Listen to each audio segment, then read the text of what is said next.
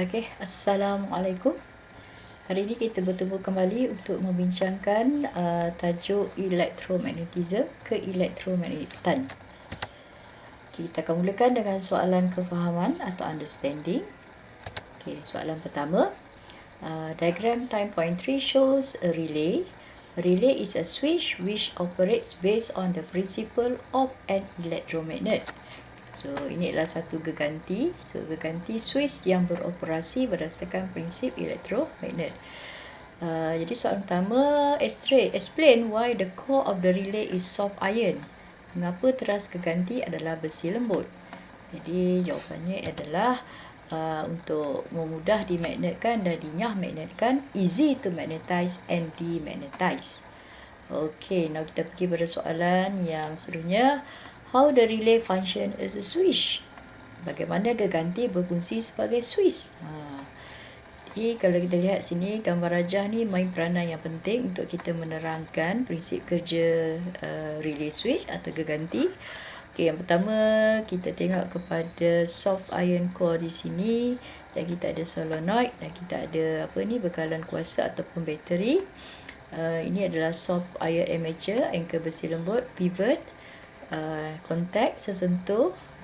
Maknanya kalau pivot ni tolak, kalau ini tertarik, ini akan tolak ke atas, dan bila ini bersentuh akan menghidupkan litar yang kedua. Jadi geganti ni, switch atau relay switch ni, dia menghubungkan antara dua litar, iaitu litar pertama yang membawa arus yang kecil dan litar yang kedua membawa arus yang lebih besar. Jadi macam mana kita nak mulakan penerangan kita? Yang pertama, kita onkan switch. Jadi current flows and soft iron core becomes electromagnet. Jadi soft iron core become electromagnet. Arus mengalir, teras besi lembut menjadi elektromagnet. Jadi apa yang berlaku bila ini menjadi magnet, dia akan menarik soft iron armature ni, kan? Jadi armature attracted, anchor besi lembut tertarik. So bila anchor tertarik, dia akan menyebabkan ini akan tertolak ke atas, dan sesentuh atau kontak akan bergabung lah. So contact is close, maksudnya sesentuh akan bersentuh. Contact is touch together, and switch on the secondary circuit. Contact is close, secondary circuit switch on, motor is activated. Sesentuh ditutup. Ditutup ni, litar kedua akan hidup lah, mana arus akan mengalir dan motor akan dihidupkan. So itu caralah dia menghubungkan antara litar yang pertama yang membawa arus yang kecil dengan litar yang kedua membawa arus yang besar, yang biasanya mengandungi beban seperti motor, lampu yang berkuasa tinggi dan lain-lain lagi. Okey, itu soalan pertama. So kita akan teruskan dengan soalan yang kedua. Okay, diagram 7.1 shows a current carrying wire placed between two opposite poles of two magnetomagnets. Kita ada ni kan, kita ada wire sini. The wire swings upwards. Okay, right. Jadi soalan pertama, name the rule to determine the direction of the force. So ni kalau macam mana kita nak tentukan, ini ada dua kan, tangan kiri ke tangan kanan. Jadi kalau kita lihat kalau arus mengalir saja, ini menyebabkan prinsip motor, dan kita menggunakan tangan kiri Fleming. Peraturan tangan kiri Fleming left hand rules. Okay, draw the resultant magnet field produce. Ini yang kita ada lah. Jadi sebelum nak tentukan, nak draw ni, yang penting sekali adalah tentukan arah gerakan dawai tadi ni. Kita tahu di arah sini kan. Jadi kita gunakan tangan kiri kita. Ni north south, tangan kiri kan, north south. Arus kita kat sini adalah arus current sini. So arus keluar tau. So arus keluar kat sini dot lah. So bila dot, bila kita gunakan tangan kiri ni, ini akan jadi force. Force akan ke kanan macam ni. Okey. Jadi mari kita terangkan, kalau soalan minta penerangan, okey, macam mana kita dapat medan yang begini. Okey, so yang pertama kita kata when current flows, tadi current flows, magnetic field is produced around the wire, kan? So bila current flow, magnetic field akan produce, magnetic field. Kalau kita ingat lagi bentuk bulat kan, bentuk bulat. Poin yang kedua, permanent magnet produce uniform magnetic field. Maksudnya permanent magnet juga adalah daripada utara ke selatan, dia berlurus kan, menghasilkan magnet yang seragam. Both magnetic fields interact to form a non-uniform magnetic field. Kedua-dua medan magnet bergabung. Maksudnya, yang ini daripada utara ke selatan. Yang ini juga kalau out ikut mana ini ikutkan lawan jam kan. Dia akan pusing ikut lawan jam. Jadi, ini ke bawah. Kat belah sini lawan jam, so maksudnya ke bawah lah. So kat sini arah dia lebih bersama arah. Jadi dia akan bergabung menjadi lebih kuat. Arah sama kan.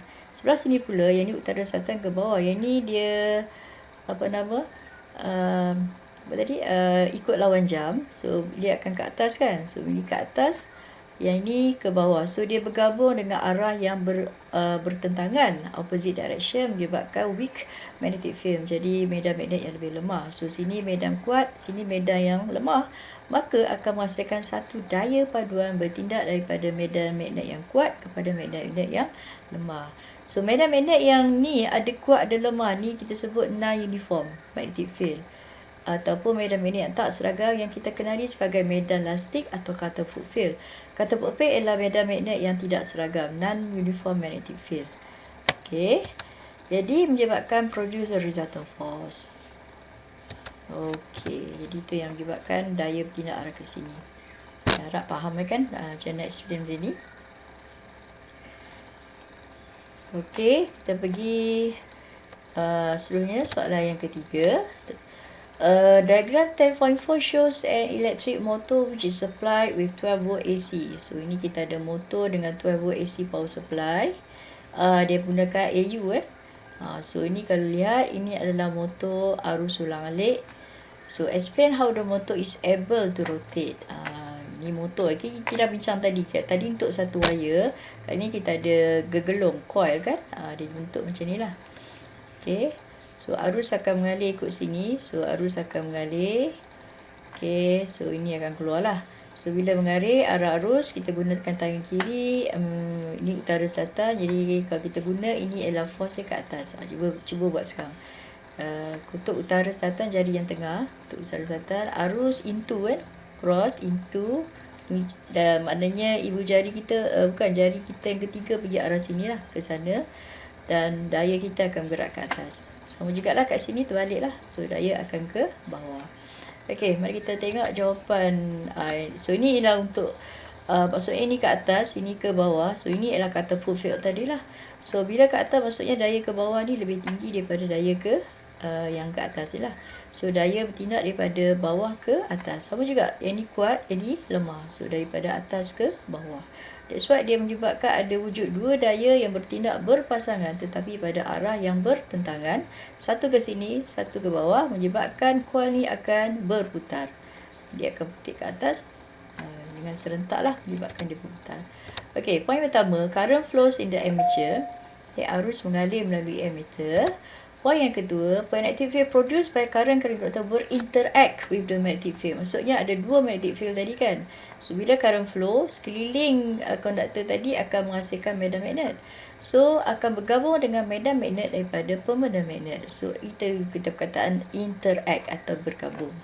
Jadi hasil gabungan ni kita bincang tadi menghasilkan non-uniform magnetic field ataupun Rutherford field. Maksudnya ada medan magnet yang kuat, ada medan magnet yang lemah. Kan yang kuat tadi yang tadilah. Kalau lihat baliklah. Ini medan yang kuat, ini medan yang lemah. So akan menghasilkan satu non-uniform magnetic field atau Rutherford field. Okey. Maksudnya a pair of resultant force which are equal but opposite direction are produced which will rotate the armature turning force. Maksudnya tadi kita ada dua daya kan. Satu daya ke atas, satu daya ke bawah. Equal maksudnya daya ke atas sama dengan daya ke bawah tapi arah yang bertentangan opposite menyebabkan dia akan serentak lah. Dia akan menyebabkan coil tadi berputar lah. So kalau ikut sini dia akan putar ikut mana? Sini satu ke atas, maksudnya dia akan putar. Yang ni ke atas, ni ke bawah, dia akan putar ikut apa lah? Ikut jam lah. Dia akan pusing ikut arah jam. Okay. Alright, so kita teruskan dengan soalan yang keempat. Kali ini kita beralih kepada generator. Diagram 10.3 shows a simple DC generator. Satu berjana arus terus ringkas. Okey, ini arus terus lah. dia ada commutator, ada brush, ada mentol. Ingat mentol, kalau ada mentol di kat litar luar ni menunjukkan generator lah, ataupun penjana. Tapi kalau ada arus atau ada bateri macam tadi adalah motor. Itu cara nak kenal lah yang mana satu motor, yang mana satu penjana. So motor pakai tangan kiri Fleming, penjana pakai tangan kanan Fleming. So explain the working principle. So ini prosedur dia ialah syarat dia kita kena rotate dia dulu. Kena ada gerakan dulu. Ingat kita ada 3 gerakan, medan magnet dan arus kan. So untuk ni kita gerakkan kegelung ni dulu, barulah kita tentukan arah arus. Okay, so apa yang berlaku ialah first thing ialah kita kena rotate the coil. Rotate kan maksudnya putarkan gegelung ni. Okay. So bila putar akan menyebabkan berlaku pemotongan flux magnet. Okay, flux magnet akan terpotong. Flux magnet tu ialah garisan-garisan ni lah. So garisan-garisan yang kita lukis ni adalah menunjukkan flux magnet. Kan? Jadi menyebabkan dia dipotong. So bila dipotong menyebabkan berlaku arus aruhan. So produce induced current, hasilkan arus aruhan. Okay. So akan menyebabkan arus akan mengalir, lampu ni akan menyala. Okay, so itulah penjana, generator. Dan kita gunakan tukung peraturan tangan kanan Fleming. Okay, peraturan tangan kanan. Okay, seterusnya kita masuk pada soalan 5. Lebih kurang sama soalan dia. The structure of bicycle dynamo. Explain how the dynamo works to produce current to light up the headlamp of the bicycle. Benda yang sama lah. Ini kita ada coil.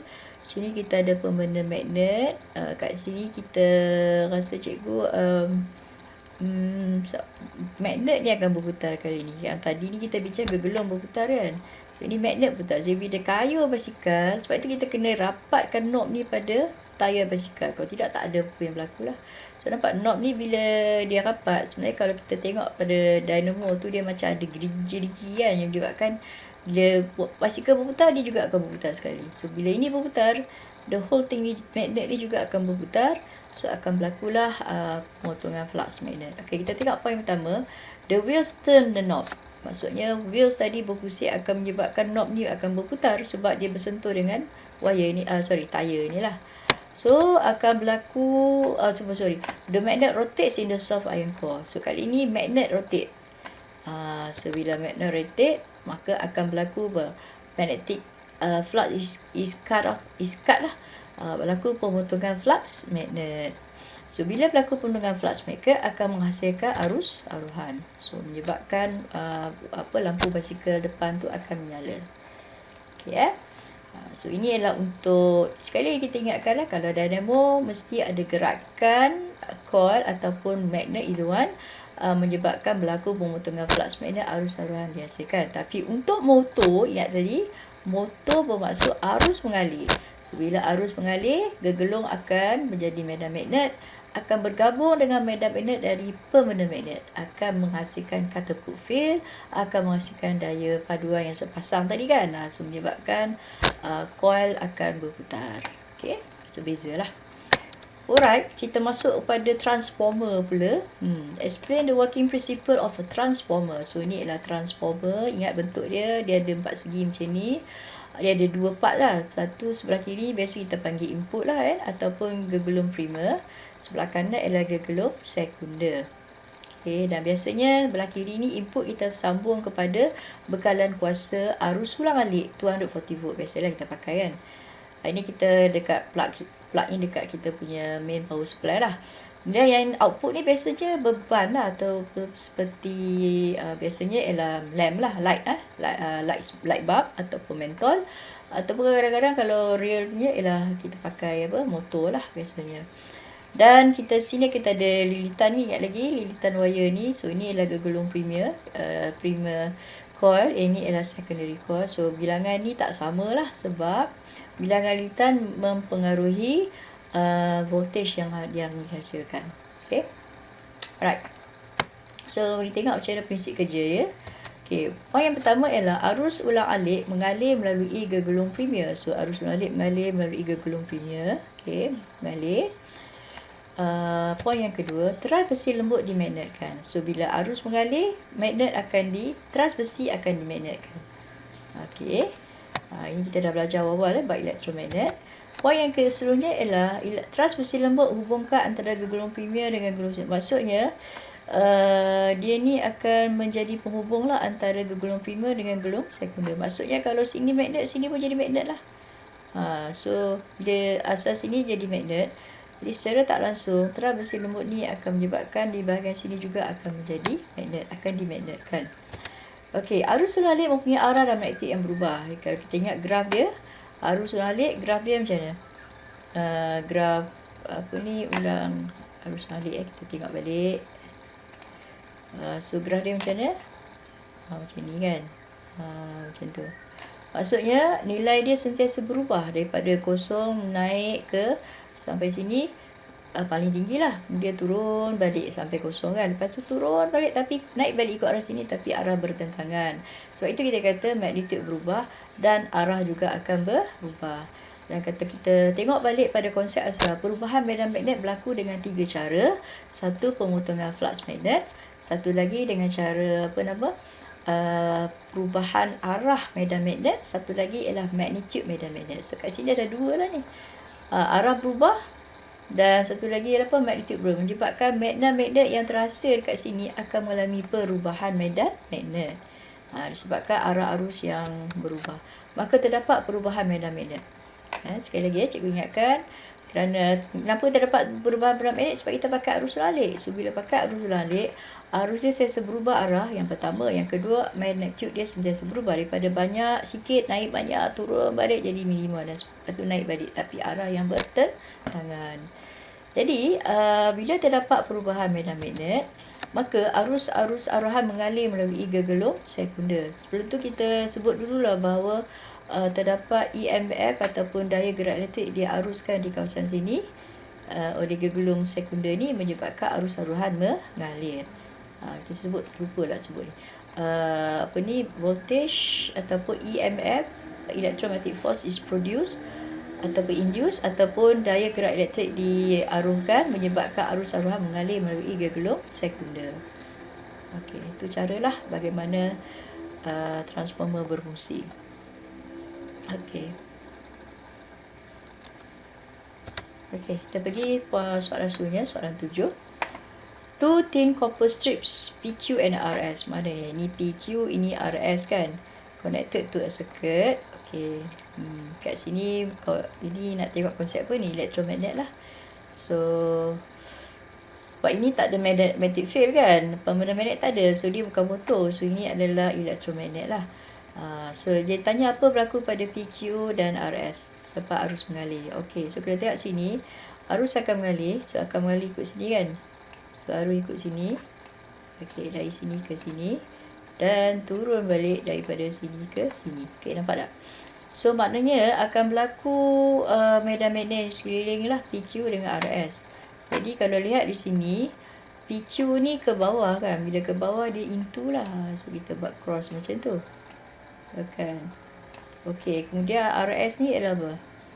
Dia akan jadi dot kan. So bila dot, so kita lukiskan magnetic field. Lebih kurang lah So ini bulat kan. Kita buat 2 magnetic field. Okey. Alright, kita tengok sini. Kalau cross maksudnya apa? Ikut jam kan. So ikut jam ini macam ni lah. Okey. Ini out maksudnya okey, kejap, cross ya betul lah. Ni di bawah kan, sebab ni downward. Ini okey, ini out. Okey, betul. So ini ke bawah, ini pun ke bawah. Nampak tak? So nampak ya, medan magnet dekat tengah-tengah ni dia bergabung tau, arah yang sama. So jadi dia lebih kuat lah. So kat sini kawasan yang kuat, kat sini adalah kawasan yang lemah. So maksudnya yang ni akan bergabung lah. So medan magnet ni akan jadi gabung. So akan jadi lebih kuat kan. So bila kuat, maksudnya kawasan ni kuat, akan menghasilkan satu daya kat sini. Jadi daya ni akan menyebabkan dia akan bergerak arah ke mana daya ni. Ini satu daya F. Kemudian ni satu lagi daya Allah. Ini F lah, maksudnya satu ke kanan, satu ke kiri. Maksudnya apa jadi? PQ dengan RS akan apa? dia akan repulse lah ataupun menolak lah antara satu sama lain. Okey. Nah, mari tengok jawapan yang lebih tepat lagi. When the switch is on, the current flow SR to PQ produce magnetic field. Tadi dah bincang. Macam ni lah. Cikgu dah lukis tadi. Ini cantik lah. Ini cikgu lukis. Okey. Okay, yang kedua tadi magnetic field in the middle, the same direction. Sama kan? So, bila sama akan jadi apa? Strong lah. So, bila strong, dia akan menghasilkan daya arah sini lah. So, daya kat sini satu lagi daya kat sini menyebabkan the two copper strip repel each other. Okay. Alright. Okay. Teruskan soalan 8. Okay, kita terus pada most of our electrical energy comes from hydroelectric power station. Okay. These power stations are connected by cables to transmit electricity to users in industries, office, schools and houses. This system is called the National Grid Network. Kita ada satu rangkaian lah jaringan yang menghubungkan semua empangan ke stesen dan kawasan elektrik dan sebagainya. Soalan pertama, state the transformation of energy in hydroelectric power system. Jadi jawapan ni ialah tenaga keupayaan kepada tenaga kinetik kepada tenaga elektrik. Potential energy to kinetic energy to electrical energy. Ya, ini untuk bencana tadi kan. Tenaga keupayaan datang daripada empangan. Empangan ni air tinggi kan.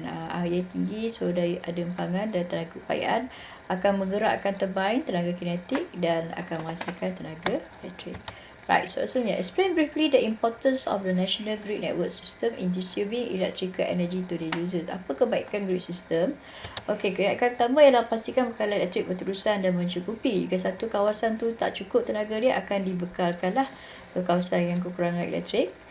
Beban bekalan kuasa diambil alih oleh stesen yang lain jika rosak. Okay, yang ketiga, kos keseluruhan penghasilan elektrik boleh dikurangkan. Dan yang selanjutnya, kuasa boleh dikawal dan dialihkan mengikut permintaan. Jadi tidak membazirlah kuasa tersebut kan.